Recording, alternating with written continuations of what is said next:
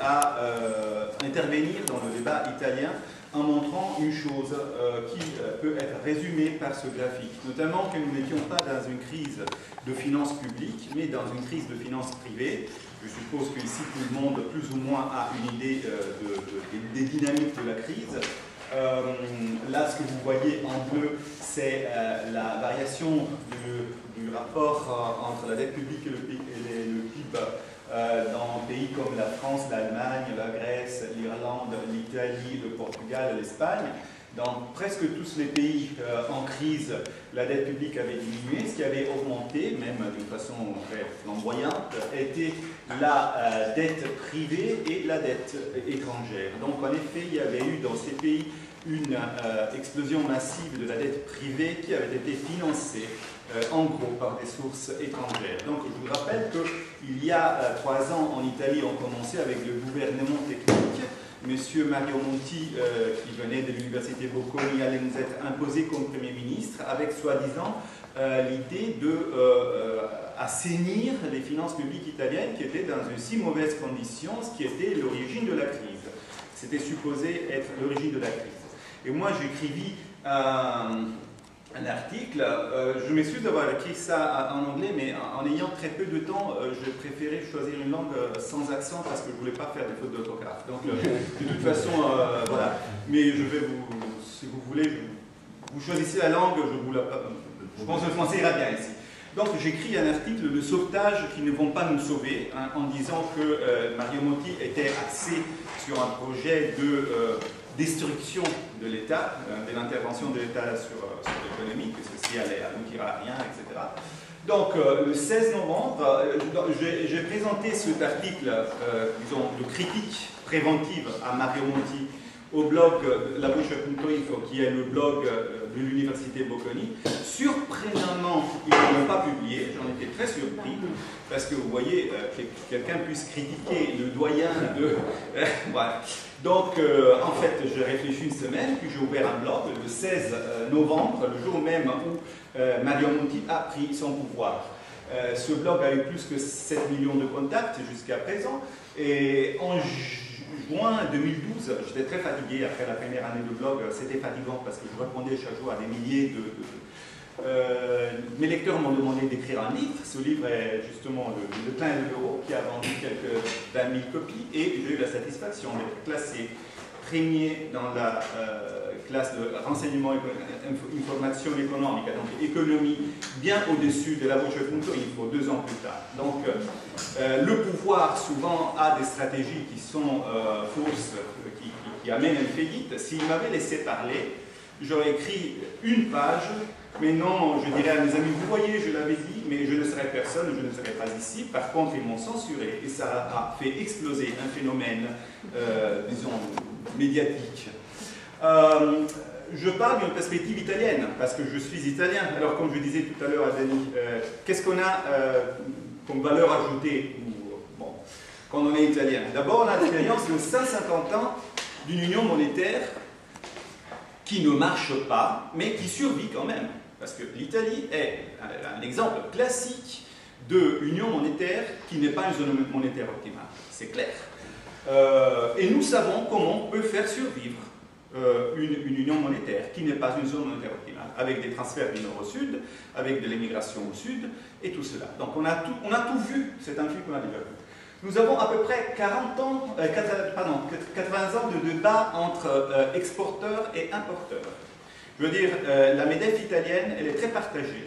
Elle a toujours été partagée. Quand Mussolini, dans les années 20, suite à la décision de Churchill de rentrer dans le gold standard avec une pound surévaluée, se posa lui-même l'objectif d'atteindre le soi-disant cote 90, donc 90 lire pour une pound, donc de surévaluer aussi la lire. Il y eut un très fort débat en Italie, dans la MEDEF italienne, Confindustria. Il y avait des industriels qui étaient favorables, c'était plutôt les importateurs. Il y avait des industriels qui étaient contraires, c'était plutôt les exportateurs. Donc nous, ça fait 80 ans qu'on voit ça. En plus, nous avons 35 ans d'expérience dans un autre domaine, très triste, le domaine de la rhétorique de la contrainte extérieure. Donc, Il faut une contrainte extérieure pour nous moraliser parce que nous ne sommes pas capables de nous gouverner nous-mêmes. C'est une chanson qu'on nous chante et quelque chose nous dit que bientôt on commencera à vous la chanter, à vous aussi.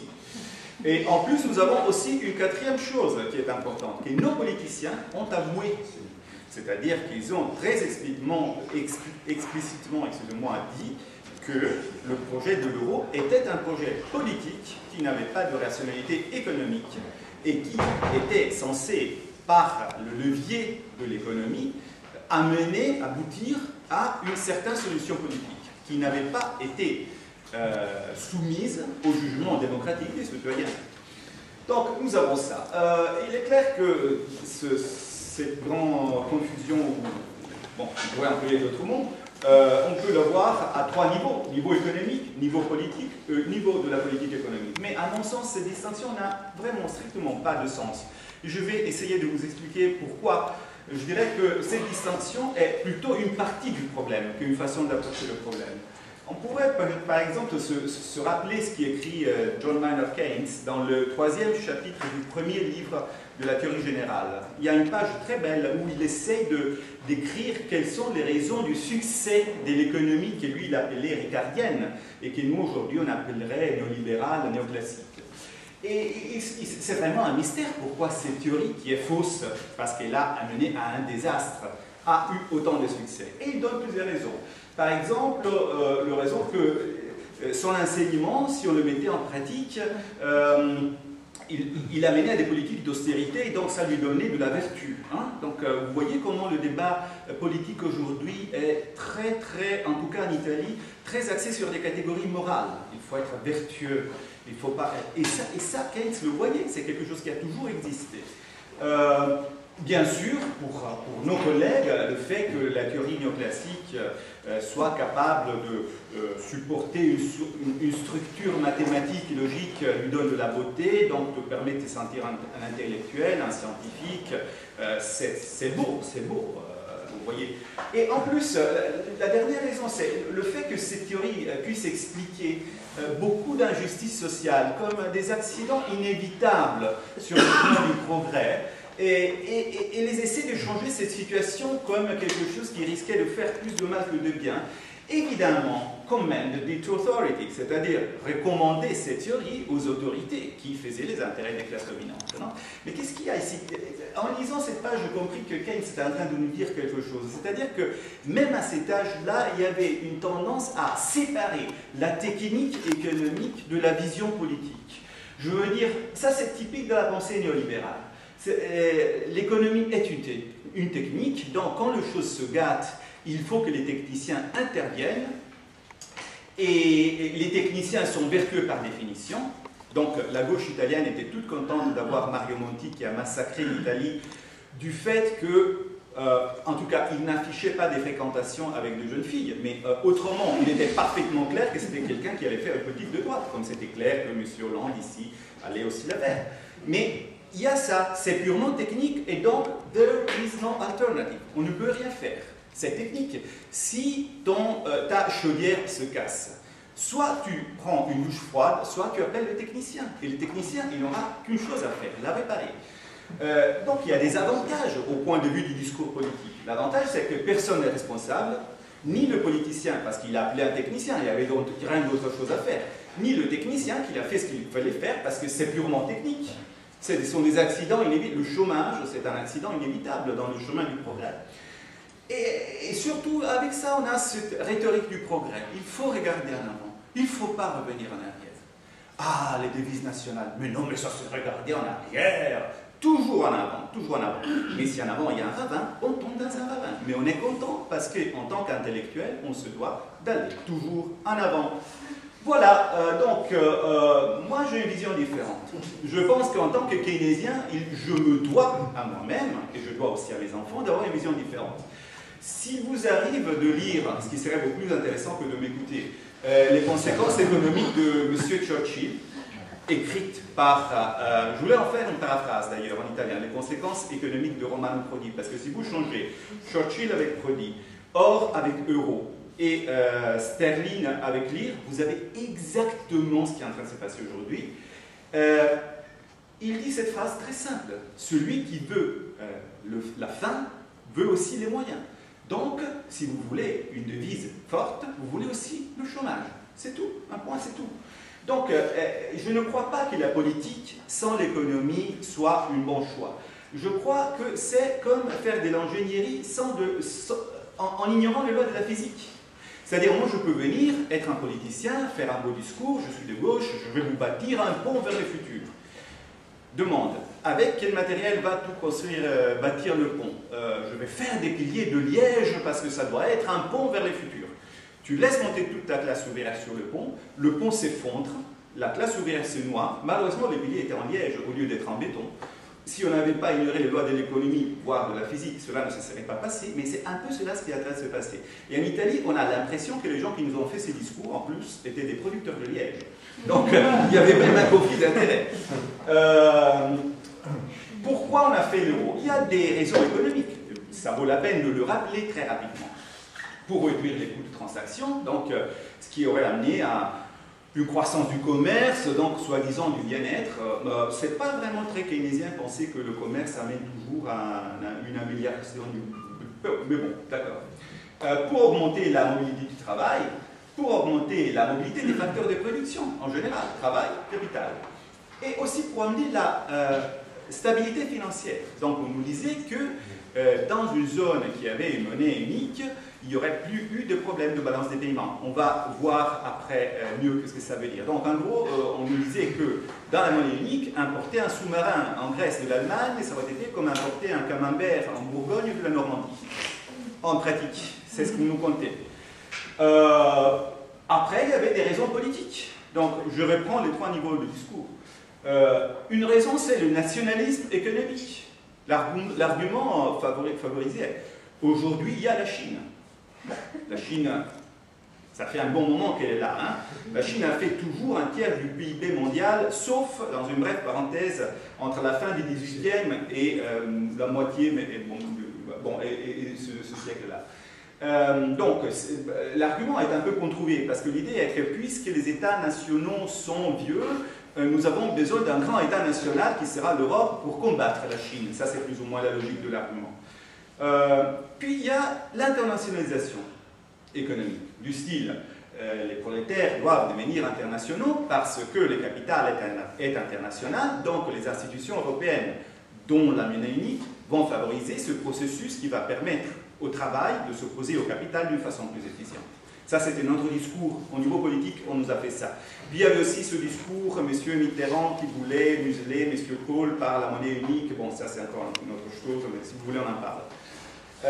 Puis il y a les economic policy reasons, les raisons de politique économique. Ça, c'est la chanson qu'on nous a chantée surtout au sud. Donc je ne sais pas si on l'a chantée aussi en France. Mais en Italie, on nous a chanté ces trois chansons.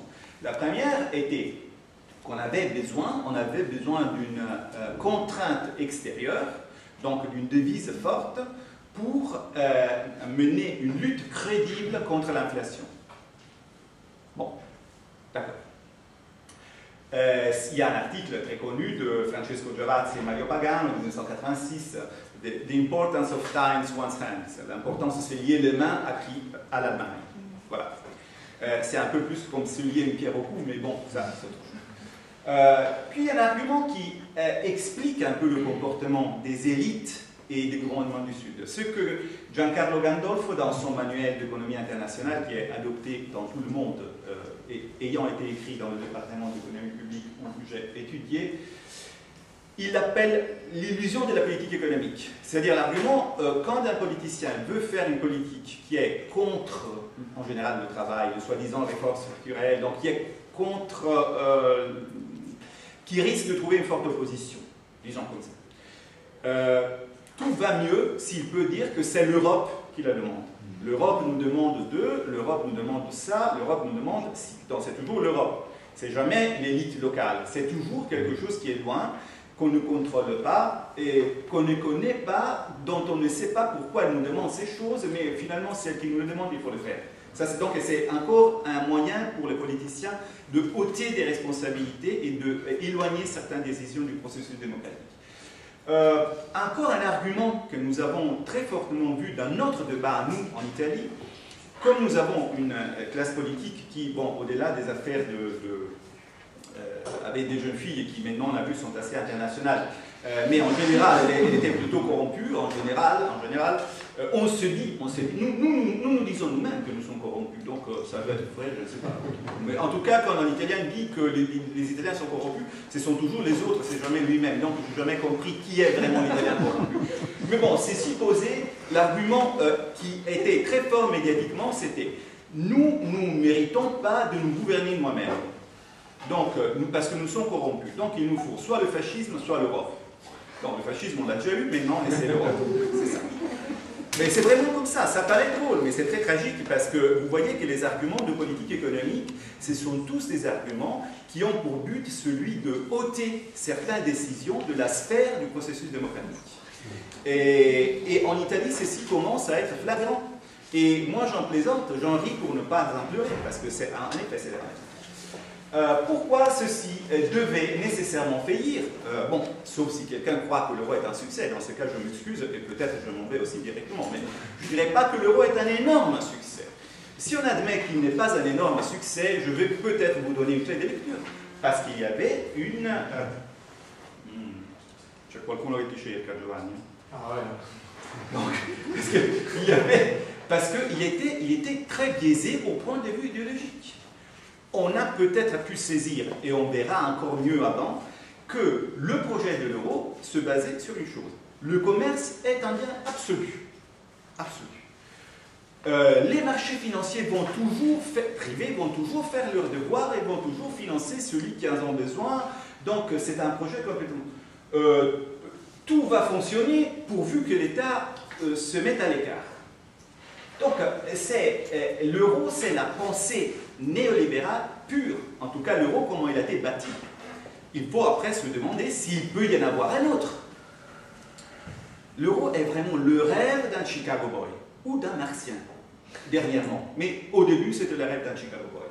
Et d'ailleurs, cela ne nous étonne pas. Personne ici ne se leurre avec l'idée que Mandel soit keynésien. Mandel était absolument un penseur néolibéral. Ce discours, donc, bon, on sait que la réduction des coûts de transaction est très négligeable. Il y avait même l'étude de One Market, One Money d'Emerson qui l'avait montré, et c'était une étude qui était très biaisée en faveur de la monnaie unique, car il avait été payé par la communauté européenne qui avait déjà décidé d'entrer dans la monnaie unique. Elle a appelé des économistes et les a payés pour dire que c'était une bonne idée. Et même étant payés pour dire que c'était une bonne idée, les avantages dérivant de coûts de transaction étaient dérisoires. La mobilité du travail, c'est ridicule. Un grec, un épicier grec, hein, aujourd'hui on lui demande, bon, tu es un épicier grec, tu n'as plus de travail, va ouvrir un cabinet de dentiste en Finlande. Alors il y a deux problèmes. D'abord, si je suis un épicier, je ne suis pas un dentiste. Deuxièmement, si je suis grec, je ne parle pas les finlandais. Donc ça ne me sert à rien d'avoir la même monnaie dans ma poche. Donc il y a des barrières à la mobilité du travail qui sont beaucoup plus importantes. La mobilité du capital, ça, celle-ci était la vraie raison. Donc l'euro est un projet fortement orienté à la faveur du capital, avec tous les risques que cela comporte. Parce qu'on a fait un projet qui favorisait la mobilité des capitaux, mais on n'a pas en même temps dicté des règles précises, strictes, et surtout au même niveau, au niveau supranational, pour régler cette mobilité des capitaux. Le fait qu'il n'y aurait plus eu de crise de balance des paiements, c'est complètement idiot, parce que nous sommes maintenant dans une crise de balance des paiements. On a vu dans la première image que je vous ai montrée que la dette privée qui a flambé, elle a flambé parce que c'est de la dette étrangère. Donc ce sont les consommateurs et les entreprises de Portugal, Espagne, Grèce, etc., qui se sont endettés vers les banques allemandes, hollandaises, etc.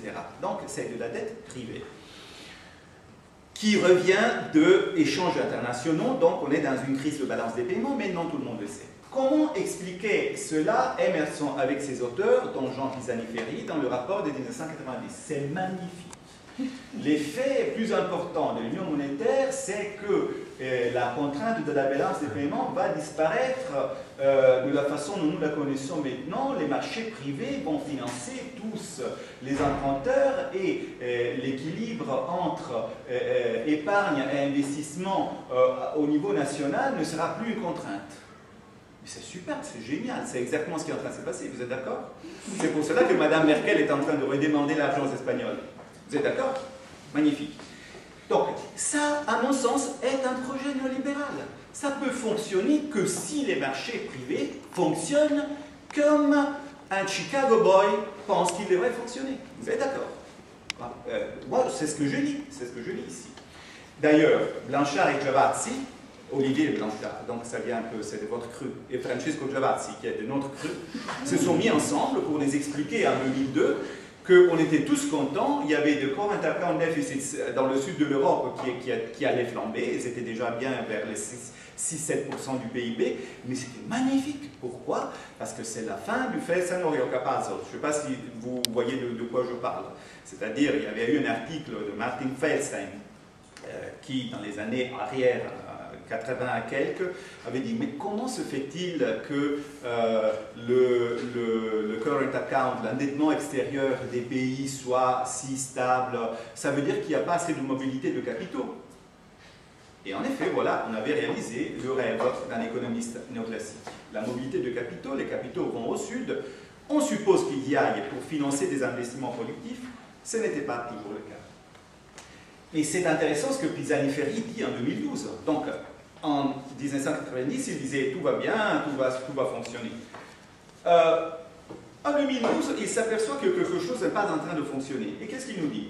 Bon, l'Union monétaire européenne, dès le début, elle avait des inconnus connus, des inconnus inconnus, la possibilité... Ah, mais je suis en train de... Vous connaissez l'anglais vous-même, hein? C'est Jean Pisani-Ferry 2012 dans un papier du Bruxelles. Le fait qu'il pourrait y avoir des crises de balance des paiements, malheureusement c'était une inconnue parce que la conventional wisdom nous disait, donc il y avait cette idée reçue que ça ne pourrait pas se faire. Donc vous allez monter un bordel pareil sur la base d'une idée reçue. Comment avez-vous le courage de le dire? Déjà, je dis bordel, j'aurais pas dû.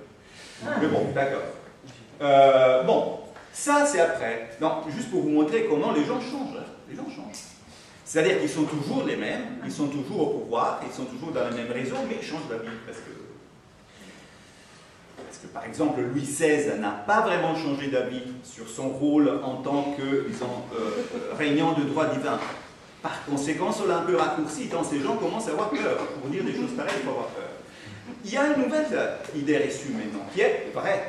Le vice-président de la Banque Centrale Européenne, Victor Constantio, nous a expliqué dans un discours qu'il a fait à Athènes, je suppose qu'il y aura eu autour de ce palais 4000 CRS en tenue de guerre, il a expliqué, oui, nous avons, la crise en effet a été produite par la dépense privée, c'est la faute aux banques. Et regardez, les marchés financiers ne se sont pas, disons, n'ont pas agi conformément à la théorie. À quelle théorie? À la sienne, à la théorie néoclassique. À la théorie qui était l'échafaudage théorique et idéologique de l'euro, la théorie des Chicago Boys. C'est ça. Et cela a amené à une perte de compétitivité, etc. etc. Est-ce que ça c'est nouveau? Non. Pourquoi? Parce que, vous voyez, il y avait Tony Theobald qui, en 1991, sur le Financial Times, avait dit exactement que ceux qui disent que les problèmes de balance des paiements vont disparaître et qui font l'analogie avec les régions d'un même pays, se trompe. On ne parle pas des problèmes de balance des paiements de la Sicile parce qu'on ne les voit pas au niveau comptabilité régionale, mais ça ne veut pas dire qu'elles n'existent pas. Si une région n'a pas assez de ressources, doit nécessairement vivre de transferts, voire doit essayer de devenir plus compétitive. Comment? Et si tu n'as pas de taux de change, il n'y a qu'un moyen de devenir plus compétitif. C'est le chômage qui fait baisser le niveau des salaires par un courbe de Phillips. C'est ça.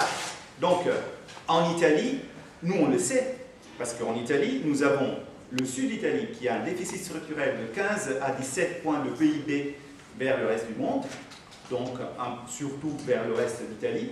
Ceci est stable On a eu tout genre de politique économique, tout genre de politique fiscale, on a eu des gouvernements corrompus, on a eu des gouvernements où les premiers ministres aimaient les filles, des gouvernements où les premiers ministres aimaient les garçons, des gouvernements où le premier ministre était trop vieux pour aimer quoi que ce soit, et il y a toujours eu, en tout cas dans un sens non platonique, et on a toujours eu 17 points de déficit de parti courant par rapport au reste du monde. Donc là, ça en dit quelque chose. La véritable raison était celle de favoriser la mobilité du capital, c'est clair. Les gens qui étudient les économies en voie de développement connaissent par exemple les études de, je sais pas, Lance Taylor, Roberto Frankel, Diaz Alejandro sur les crises financières des économies en voie de développement pendant la troisième globalisation. Bien sûr qu'il y avait des bonnes intentions.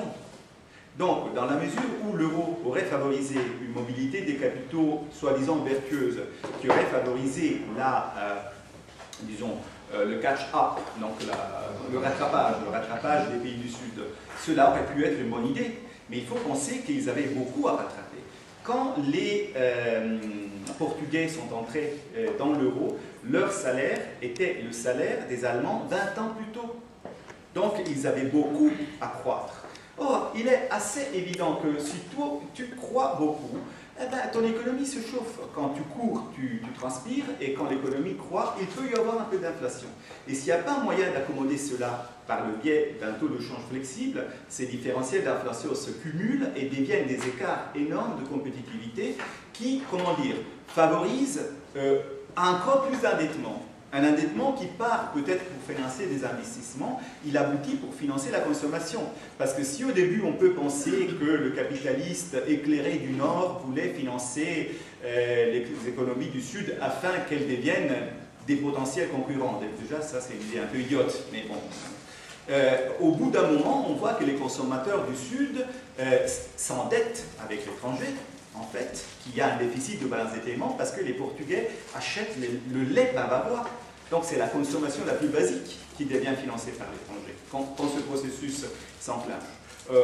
Ça m'est arrivé, hein, au bord de la mer, au sud d'Italie, le lait vient de la Bavarie, c'est normal. C'est beau même, si vous pensez que le commerce est toujours... Donc, techniquement, il y a un cycle miskien du genre analysé par Roberto Frankel et Lance Taylor, c'est-à-dire un cycle miskien où il y a un déclic exogène. Et le déclic exogène, d'habitude, est un PEG de la devise, donc taux de change fixe, et la libéralisation du mouvement de capitaux. C'est ce qu'ils veulent, les économies du Nord, pour prêter aux économies du Sud, le fait qu'on abolisse le risque de taux de change. L'argument politique du nationalisme, hein, donc grand c'est beau, allons combattre la Chine. Le problème c'est, qu'est-ce que nous devons faire avec la Chine? Est-ce qu'on doit jouer au tir à la corde avec la Chine? Parce que si on doit jouer au tir à la corde, ça ne nous sert à rien de nous mettre ensemble. Même tous ensemble, on peut arriver à 400 millions. Eux, ils sont déjà 1,6 milliard. Donc c'est clair que la corde va nous entraîner chez eux. Ce n'est pas comme ça que ça marche. Une réflexion rationnelle, donc je veux dire, pas télévisuelle, pas médiatique, pas sentimentale, sur quelle doit être la dimension optimale d'un État qui doit se confronter au défi de la globalisation, avait été faite, malheureusement par un économiste néoclassique, mais je le trouve quand même assez rationnel, Alberto Alesina. Il avait mis la chose comme ça. Il y a une alternative entre les dimensions d'un pays et sa flexibilité. Donc, tu peux choisir d'être en face du scénario de la globalisation qui te pose de nouveaux défis. Hein. Tu peux choisir soit que petit, hein, si tu es petit, tu as une unité politique, c'est plus facile pour toi de t'adapter au scénario. Si tu as demandé des choses à tes citoyens, de changer d'avis, donc tu peux le convaincre, tu peux facilement atteindre un consensus politique. Regardez par exemple ce qui s'est passé en Islande, la façon dont ils ont géré leurs dettes, ils ont fait un référendum, il y a 1/10 des habitants de Paris en Islande, ou voire même un 20e, ils ont vite atteint une vision commune. Par contre, si tu es grand, vous imaginez, l'Union européenne, c'est un dragon avec 27 têtes qui parlent dans 4 langues, c'est clair que tu n'auras jamais la même rapidité de décision. Mais tu auras un autre avantage, lequel? Tu as un grand marché intérieur. À quoi ça te sert? S'il y a un choc extérieur, par exemple, si les Américains s'avisent de sauter en l'air comme ils font tous les 10 ans, d'avoir une crise financière, donc les Américains achètent moins de camembert. Tant pis, on les vend aux Allemands, parce qu'il y a un grand marché. Achètent moins de spaghettis, tant pis, on les vend aux Grecs, parce qu'on a notre marché intérieur. Alors vous voyez le paradoxe dans lequel nous sommes. Du fait d'avoir une monnaie unique, nous avons détruit le marché intérieur. Pourquoi?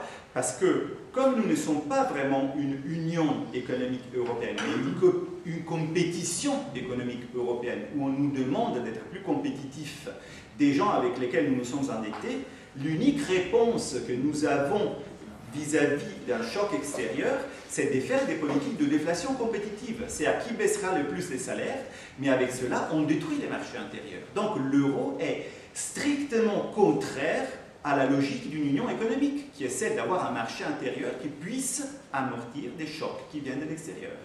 Donc il est très compatible avec les procès, avec les idées néolibérales, il est très incompatible avec les raisons rationnelles pour lesquelles on devrait faire une union économique. Parce que dès que tout touche l'Union européenne, elle est obligée à répondre avec l'effondrement de son marché intérieur.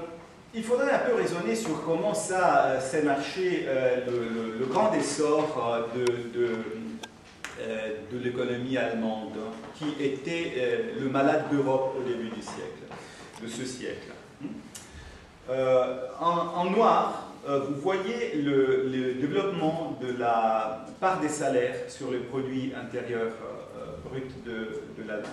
Et vous voyez qu'en 2002, il y a les réformes Hartz, qui amènent à une flexibilisation, comme certains l'appellent, voire précarisation, comme certains d'autres l'appellent, du marché du travail. Le syndicat allemand fait le choix de se ranger du côté du patronat, en gros, hein, c'est ce qui s'est passé. Résultat, il y a eu chute de la part des salaires, ce qui veut dire qu'il y a une montée, bien sûr, de la part des profits, parce que bon, il y a les salaires et les profits. Hein. Et là, l'Allemagne, de ce fait, de la compression du coût du travail, bien sûr, a des grands bienfaits en termes d'exportation. Elle a des bienfaits. Et quel est le problème? C'est là que le current account, le solde de partie courante allemand décolle, et les autres, par contre, se trouvent en difficulté. Il faut considérer que nous étions dans une union économique qui avait écrit dans son traité qu'il fallait coordonner les politiques sociales. Je vous demande si ça a l'air pour vous d'une politique sociale coordonnée avec les autres ou pas. Hein? Parce qu'on viendra vous faire... Nous, ça fait 3 ans que dans chaque plateau de télévision, nous avons le journaliste allemand de garde qui nous dit que nous sommes des cochons, que nous sommes paresseux. Vous l'avez seulement depuis 2 ans. L'année dernière, j'ai commencé à voir des journalistes allemands dans les plateaux de télévision français et j'étais épaté. Je dis, bon, c'est fini. Mais non, ich muss Deutsch lernen. Si vous supportez ça, alors c'est fini. Mais ça, c'est contre les traités. C'est une dévaluation massive déloyale, parce qu'elle est contre les traités, du coût du travail. Ceci montre une chose, que le rêve international est mort. Pourquoi? Parce que, puisqu'on a permis aux capitalistes allemands de profiter d'un taux de change réel très fortement sous-évalué, sous-évalué 2 fois. La première fois, du fait du taux de change nominal fixe. La deuxième fois, du fait d'avoir fait une politique de dumping de salaire. Ces capitalistes ont fait des énormes profits. Et cela a partagé, peut-être à toujours, les prolétaires européens. Pourquoi? Parce que, bien sûr, au Nord, ils s'aperçoivent qu'ils ne vont pas si bien qu'ils pourraient le croire. Parce que quand une personne est sur un mini-job à 450 € par mois, il le sait. Il sait qu'il n'a pas 4000 € par mois. Hein. Il y a un zéro de différence. Donc il n'est pas content. Mais attention, qu'est-ce qui va se passer? Que la classe politique du Nord est en train, et nous le voyons même dans les sièges européens, de dire que la faute à la crise, c'est de nous, paresseux du Sud. Bientôt, ce sera aussi la faute aux paresseux de l'Ouest. Préparez-vous. Et qu'est-ce qu'ils font, les capitalistes du Nord? Ils ont accumulé des profits. Donc maintenant, ils sont en train de faire ils sont à même de faire ou de promettre des concessions aux prolétaires du Nord pour leur dire, vous êtes des prolétaires du Nord, donc vous n'êtes pas paresseux, maintenant on vous donne le salaire minimum, mais la chose essentielle, que vous sachiez que vous êtes d'abord du Nord, ensuite prolétaire. Ceux-là sont des paresseux. Il n'y a pas de possibilité de faire un syndicat européen. Qu'est-ce que vous avez? Vous ne pouvez pas vous mêler avec ces gens qui nous ont mis en crise. Vous voyez un peu le système. Donc c'est ça le parcours que l'Europe va faire. Et là, partager à toujours la classe ouvrière européenne, qui n'a jamais existé, mais qui maintenant est encore plus loin de pouvoir un jour jamais exister. Les raisons de politique économique. Et ça aussi, c'était quelque chose qui allait inévitablement amener à une faillite. Pourquoi? Parce que la crédibilité que tu acquiers avec un taux de change fixe, ce n'est pas un free lunch. Si on est des économistes, il faut penser que chaque chose a un coût. Il n'y a rien qui soit intrinsèquement bon et seulement bon en économie. Autrement, on ferait tout ça.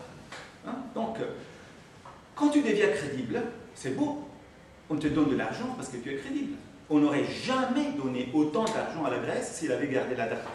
Parce qu'on aurait reçu que pour dévaluer. Donc la crédibilité a été un des moteurs de l'endettement. Dans ce sens que là, soi-disant, baisser le niveau d'attention des créditeurs. Ils ont dit on peut y aller parce que de toute façon, nous n'allons pas supporter le risque de change. De plus, donc ça c'est un effet pervers. Un autre effet, disons, il n'y a pas d'évidence précise, et ça c'est même Alesina, donc quelqu'un qui est fortement pro-euro, qui le dit, il n'y a pas d'évidence précise qu'un PEG du taux de change ait jamais contribué à faire, par exemple, rendre plus efficaces les politiques contre l'inflation. Mais maintenant, les économistes mainstream, ceux qui nous ont conté que le taux de change fixe nous aurait obligés à faire les réformes, qui en gros consiste à payer peu les ouvriers. Maintenant, ils nous disent le contraire. Parce que maintenant, ils nous disent, attention, le taux de change fixe va à l'encontre de la possibilité de faire des réformes. Pourquoi? Pour deux raisons essentielles. Et les deux très simples. La première, c'est que si tu empêches au marché de change de fonctionner, en effet, tu empêches au taux de change de donner au marché financier un signal très important sur l'état de santé des tonnes économiques. Et ça, c'est un argument qui avait été développé à la moitié des années 90 oui, par Tornell et Velasco. Ils ont fait une étude très intéressante pour voir où est-ce qu'il y avait plus de discipline fiscale. S'il y avait plus de discipline fiscale dans les pays avec taux de change flexible ou dans les pays avec taux de change fixe. Et ils trouvaient qu'il y avait plus de discipline fiscale dans les pays avec taux de change flexible. Et peut-être vous avez lu cette étude, je vous rappelle qu'ils ont fait cette étude dans l'Afrique subsaharienne en prenant comme groupe de contrôle, c'est-à-dire comme pays qui avait les taux de change fixes, la zone du franc CFA, qui avait en effet un taux de change fixe, en plus fixé avec le franc, les plus, donc maintenant nous ne le savons pas, mais en pratique c'est une partie de la zone euro, niveau valutaire, niveau taux de change. Ces pays-là, ils avaient une situation des finances publiques qui était pire. Pourquoi? L'argument de Tornell et Velasco, c'est parce que si le taux de change est fixe, les marchés, tant qu'ils sont disposés à être financés, ils le font, ils ne voient pas qu'ils sont en train d'encourir dans un risque de dévaluation, donc ils y vont, et nécessairement c'est trop, parce qu'il y a une faillite du marché. Et puis il y a encore une autre idée, mais... Oui, non, 15. Tu es en train de dévaluer mon intervention.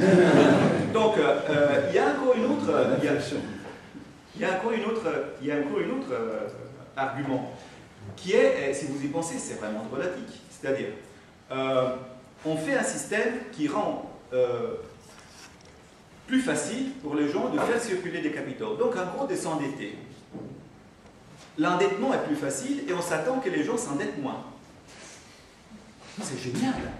Donc, la monnaie unique, en effet, on voit qu'elle assouplit la contrainte budgétaire des agents publics et privés. Parce que c'est simplement parce que si les capitaux circulent plus facilement, c'est plus facile de s'endetter. Écoutez, moi je ne sais pas comment ça s'est passé chez vous, mais chez nous ça s'est passé comme ça. Le jour suivant l'entrée dans l'euro, on avait des immenses affiches 8 par 3 où c'est écrit « Achète ce téléviseur 90 000 pouces de largeur et tu commences à le payer dans 2 ans ».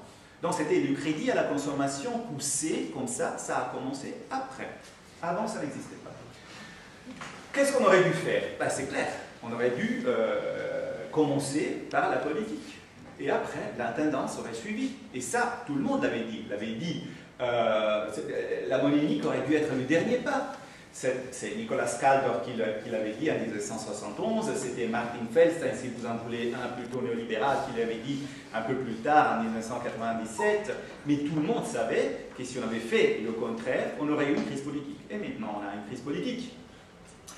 On n'a fait rien de ce qu'on aurait pu faire pour amener une harmonisation des économies réelles. On n'a pas harmonisé les marchés du travail. Par exemple, vous avez vu le dumping salarial des Allemands, c'est un clair exemple de marché du travail non harmonisé. On n'a pas harmonisé le système fiscal. Donc vous avez vu par exemple le dumping fiscal de l'Irlande, ça découle d'un système fiscal non harmonisé. On n'a pas harmonisé les systèmes éducatifs, on n'a pas harmonisé la sécurité sociale, on n'a même pas harmonisé les prises de courant. Moi, je dois, quand je marche à travers le travail, je voyage à travers l'Europe, avoir des câbles différents, des adapteurs, parce que même pas ça, on était capable de faire en 50 ans, plus que 50 ans. Moi, je suis né il y a 51 ans, et les traités de Rome avaient été signés 5 ans auparavant. Donc, en 5 ans, 6 ans, on n'a pas été capable de faire aucun pas clair dans cette direction, qui était la direction qui aurait amené à, après, pouvoir considérer comme dernier pas la monnaie. Mais le problème, c'est que pourquoi on ne l'a pas fait? C'est simple. À nous, nos politiciens nous l'ont dit, nous l'ont jeté à la figure. Si vous voulez, après, je peux lire les déclarations. Donc l'euro, c'était la pensée néolibérale pure. Il pouvait marcher seulement si les marchés financiers privés auraient marché comme un économiste libéral rêve qu'il fonctionne. Donc on l'a fait pour forcer le monde à se comporter comme le modèle néolibéral. C'est très simple. Pour imposer cette flexibilité que les social-démocraties européennes, disons, avaient en quelque sorte administrée, en garantissant un État social et un partage plus ou moins équitable, discutable autant qu'on veut, de revenus. La contrainte extérieure a été utilisée comme une arme pour garantir les réformes structurelles, qui, en général, ont été plutôt contraires au travail. Moi, je ne sais pas, s'il n'y avait pas eu tant de réformes en Italie, on peut calculer toutes les fois qu'on nous a bloqué nos avancements de paix. Moi, je suis quelqu'un qui, bon, vit relativement mieux. Je suis relativement dans une élite, vous voyez. Il faut aussi réfléchir sur cela quand on parle de mobilité du travail. Erasmus, il a voyagé, il n'y avait pas d'euro, il n'y avait pas de Ryanair, il a voyagé toute l'Europe parce qu'il appartenait à une élite. Moi, je pourrais faire ce séminaire en italien, ce qui est assez rare pour un italien, français, anglais et même allemand avec un certain effort. Donc, moi, je peux me permettre l'Europe. Est-ce qu'un ouvrier peut se la permettre? Personne dans les intellectuels que je fréquente en Italie, je ne parle pas des intellectuels français que je ne connais pas, ne se pose cette question. Est-ce qu'un ouvrier peut se permettre l'Europe? Bon. C'est intéressant de considérer, tu lui donnes encore 7 minutes? Moi j'ai calculé 5, mais si tu dis 7, parfait. Ça va. Il est assez intéressant, et là je vais conclure, de considérer qu'il n'y a pas eu un papier scientifique écrit à ma conscience, à ma connaissance, qui considère la convergence fiscale comme étant nécessaire pour une zone monétaire optimale avant que les politiciens aient signé le traité de Maastricht. Après, oui. Donc c'est la politique qui a dicté l'agenda de la recherche scientifique. Même encore, tous les papiers montraient que l'intégration fiscale, c'est-à-dire un budget fédéral, était une condition pour assurer le succès du monnaie unique. Pourquoi? Parce qu'il aurait automatiquement garanti des transferts, d'accord? Pourquoi on n'a pas choisi le chemin correct, celui de l'intégration fiscale, mais le chemin incorrect, celui de la convergence fiscale? Parce que la politique, lorsque avec les intellectuels de mon pays, j'ai ce problème. Ils me disent, mais toi, tu n'es qu'un économiste, là, c'est politique, tu comprends rien. La politique est faite de rapports de force. Et les pays les plus forts de l'Europe n'avaient aucune convenance à suivre le chemin de l'intégration fiscale, ils avaient plutôt convenance à suivre le chemin de la convergence. Je vais vous expliquer, mais vous le savez bien pourquoi, et après je conclue. L'intégration fiscale impliquerait qu'il y aurait des transferts de ressources du nord au sud. Or, vous savez qu'un Bavarois en a marre de financer un Saxon. D'accord? Donc vous pensez qu'il a envie de financer un Calabrais? C'est impossible. Ce n'est pas politiquement proposable. La convergence fiscale, par contre, implique que chaque pays membre doit adopter des politiques mercantilistes. Pourquoi? C'est l'arithmétique des balances sectorielles qui nous l'explique. Ça, c'est une relation purement comptable, si vous voyez, mais on peut en parler. Si on stérilise le surplus fiscal, hein, la solde budgétaire, donc T égale J, donc si là on met un 0, pour avoir ici un plus, il faut que là il y ait un moins. Donc l'unique, une fois que tu as stérilisé par la balance budget rule, le solde fiscal, l'unique façon dont un secteur privé peut accumuler des actifs nets qui par ailleurs vont servir pour financer sa retraite, si vous voulez, c'est d'avoir un current account surplus, donc d'avoir un solde positif avec le reste du monde. Ce qui amène à une conclusion, c'est-à-dire qu'une fois que tu as décidé que tu fais l'union monétaire et à côté, au lieu de mettre l'intégration fiscale, tu mets la convergence fiscale, tu as deux problèmes qui sont facilement prévisibles et qui avaient été prévus. Le premier est qu'on ne peut pas tous être un surplus. Donc, déjà, ça n'a pas de sens de raisonner en termes de compétitivité parce que nous sommes dans une union et non pas dans une compétition. Donc, il faudrait quand même se poser la question pourquoi nos gouvernants nous disent vous n'êtes pas assez compétitifs contre les Allemands, vous n'êtes pas assez compétitifs contre les Finlandais, etc. Ça déjà, c'est une question qui est toute bête, mais personne ne se la pose. D'un autre côté, si tu entres dans ce clivage de la compétition et que tu renonces à l'arme défensive du taux de change, l'unique marge de manœuvre que tu as, c'est le chômage compétitif. On fait à qui a le chômage le plus haut. Donc, si tu as un chômage haut, tu importes moins parce que les gens n'ont pas les sous pour importer. En plus, peut-être un jour tu exportes plus parce que les gens acceptent d'être payés moins. C'est ça. Le résultat est celui-là. Ça, c'est la réponse des États-Unis, de la zone euro et du Japon au choc de 2008. Donc, vous voyez qu'on a tous répondu au choc de la même manière. On s'est tous repris. Ensuite, en 2011, vous voyez la ligne bleue, il y a eu les tsunamis au Japon. Vous voyez, donc ça a été un autre coup. Hein. La demande japonaise a diminué et puis elle a recommencé. En 2011, un peu plus tard, quand moi je commençais mon blog, il y a eu Mario Monti en Italie, et l'austérité, la troïka et tout ça. Et ça, c'était un choc qui reste, parce qu'après Monti, il y a eu Letta, aujourd'hui il y a Renzi, mais ce sont toujours les mêmes facho-libéraux, disons, euristes, qui mènent les mêmes politiques. Le résultat est celui-là, et on n'en revient pas. Et qu'est-ce que ça vous dit, en plus, ce graphique? Et là, je vais conclure, peut-être. Une chose toute simple, que ce genre, l'Europe est une zone riche de la planète. Et nous sommes en train de l'assommer.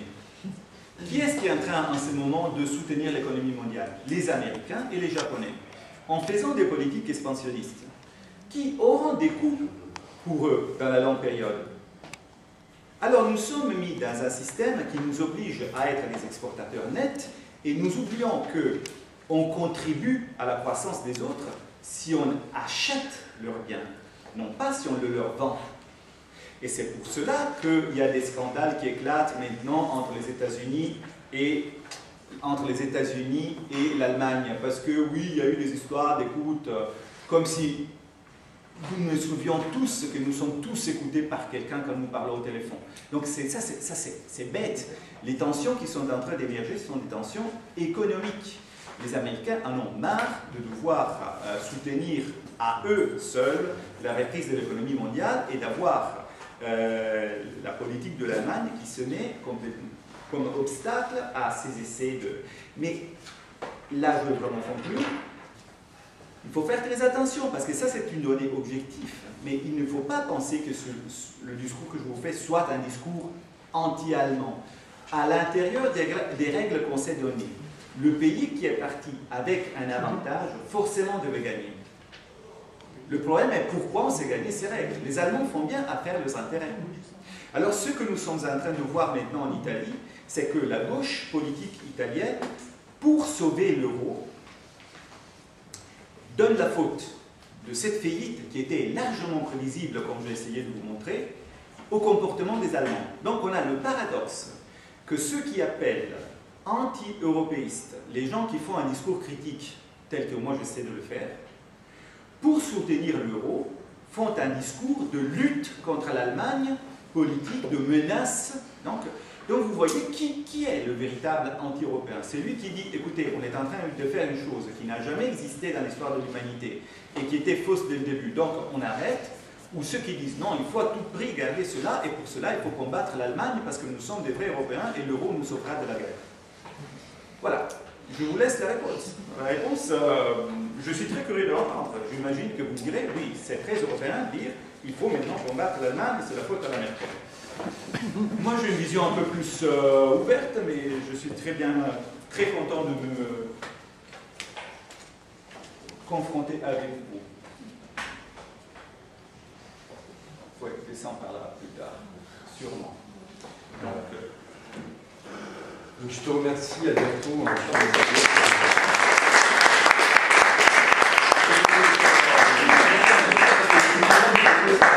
Bien évidemment, tu vas parler encore pendant 2 heures. Je peux parler 3 jours. Si donc Paul va réagir. 40 jours, 40 nuits. Même. Paul Boccara va réagir. On a de la chance d'avoir 2 économistes progressistes qui ont des points de vue, 2 points de vue opposés.